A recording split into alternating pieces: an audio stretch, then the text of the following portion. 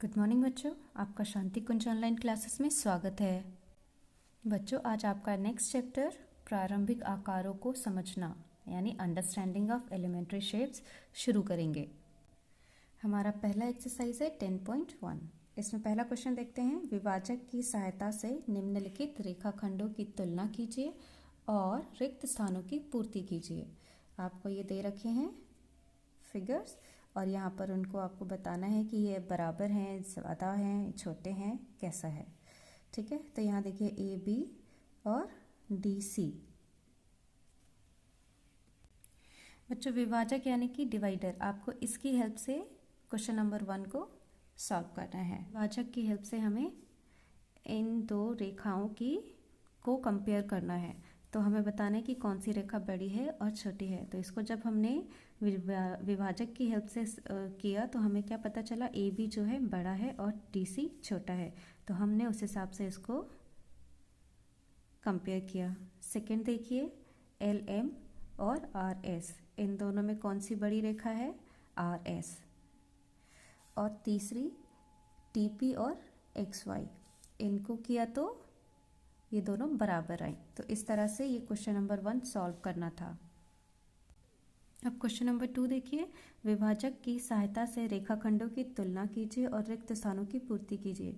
आपके सामने ये एक फिगर दी हुई है और हमें जैसे क्वेश्चन नंबर 1 में किया था वैसे ही क्वेश्चन नंबर 2 में करना है। ये है ए बी बी सी, ये वाली लाइन। तो हमें बताना है ए बी और बी सी, इनमें से रेखाखंडों को तुलना करना है। तो ए बी और बी सी दोनों बराबर हैं, तो आप इसमें इक्वल्स टू का साइन लगा देंगे। फिर देखिए सेकेंड वाला बी डी और डी सी, बी डी और डी सी। तो बी डी लाइन जो है लंबी है और डी सी छोटी है, तो आप बी डी की तरफ ग्रेटर देन का साइन लगा देंगे डी सी। इसी तरह से आपको थर्ड, फोर्थ, फिफ्थ और सिक्स्थ आप खुद से करेंगे।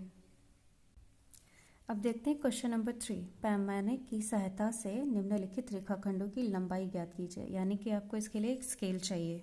ठीक है, अब स्केल की हेल्प से हमें इनकी लंबाई नापनी है और फिर बताना है कौन किसकी कितनी लंबाई है।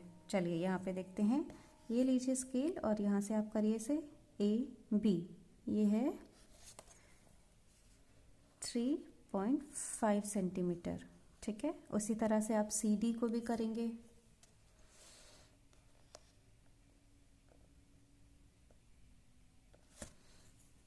तो आप इसमें लिख देंगे 2.6 सेंटीमीटर। बच्चों, इसी तरह से आपको इनकी लंबाई नापनी है इस क्वेश्चन में। ठीक है, अब चलिए फोर्थ क्वेश्चन देखते हैं। एक रेखाखंड एम एन खींचिए।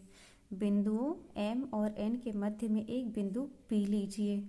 रेखाखंड एम एन, एन पी और एम पी की लंबाई ज्ञात कीजिए।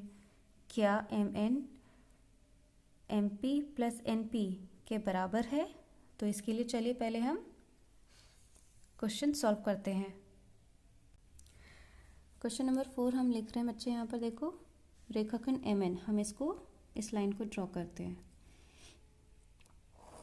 ये हमने एक लाइन एम एन खींच दी है। अब कहा है बिंदु एम और एन के मध्य में एक बिंदु पी है, तो इसे हम एम मान लेते हैं और इसे एन। अब इन दोनों के मध्य में एक बिंदु पी है, तो चलिए उसको भी हम बना लेते हैं। मान लीजिए यहाँ पर है P। ठीक है, ये हमारा P पॉइंट है। अब हमें बताना है रेखाखंड एम एन, एन पी और एम पी की लंबाई ज्ञात करनी है। उसके बाद हमें बताना है एम एन जो है वो M P plus N P के बराबर है या नहीं।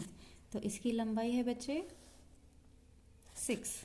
ठीक है, एम एन की लंबाई हमने ली है 6 सेंटीमीटर। अब एन पी की लंबाई देखते हैं। तो मैंने देखिए अब इसके बीच में बिंदु लगाई है, इसका मतलब है ये 3 सेंटीमीटर है और एम पी भी 3 सेंटीमीटर है।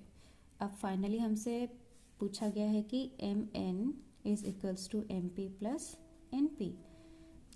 हाँ, क्योंकि P M और N के मध्य है। आप यहाँ देखें P M और N के मध्य है। क्वेश्चन नंबर 5 देखते हैं। एक रेखा पर 3 बिंदु एक्स वाई जेड इस प्रकार स्थित हैं कि X Y 5 centimetre, Y Z 4 centimetre और एक्स जेड 9 सेंटीमीटर है। इनमें से कौन अन्य दो के मध्य स्थित है, हमें ये भी बताना है। क्वेश्चन नंबर 5 देखिए, हमने क्या किया है, 3 बिंदु बनानी है एक्स वाई जेड, जो कि मैंने बना दी है। अब हमें इसमें क्या ज्ञात करना है, एक्स वाई 5 सेंटीमीटर और वाई जेड 4 सेंटीमीटर। तो ये है हमारा 5 सेंटीमीटर और ये यहाँ से यहाँ तक 4 सेंटीमीटर हो रहा है, ठीक है।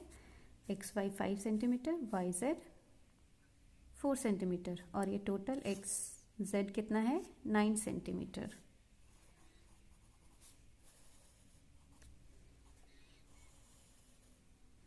ठीक है। अब इनमें से कौन अन्य दो के मध्य स्थित है, हमें बताना है इनमें से कौन सी ऐसी बिंदु है जो दो के बीच में आ रही है। तो आप x और y के बीच में किसे देख रहे हैं, x और z के बीच में y आता है, ठीक है, ये मध्य में है। बच्चों क्वेश्चन नंबर 5 का आंसर आप लिखेंगे y x और z का मध्य बिंदु है। अब देखते हैं क्वेश्चन नंबर 6। चित्र में स्पष्ट कीजिए कि f ए के का मध्य बिंदु है। f कहाँ है, ये रहा f। क्या ये a और k इसके मध्य में स्थित है। बच्चों क्वेश्चन नंबर 6 भी आप घर से करेंगे, ठीक है, आपका होमवर्क है। आपका होमवर्क है एक्सरसाइज 10.1 में क्वेश्चन नंबर 2 और क्वेश्चन नंबर 6। इसे आप खुद से करेंगे, बाकी पूरे एक्सरसाइज को आप कर लीजिए। अपडेटेड रहें, स्वस्थ रहें, सुरक्षित रहें।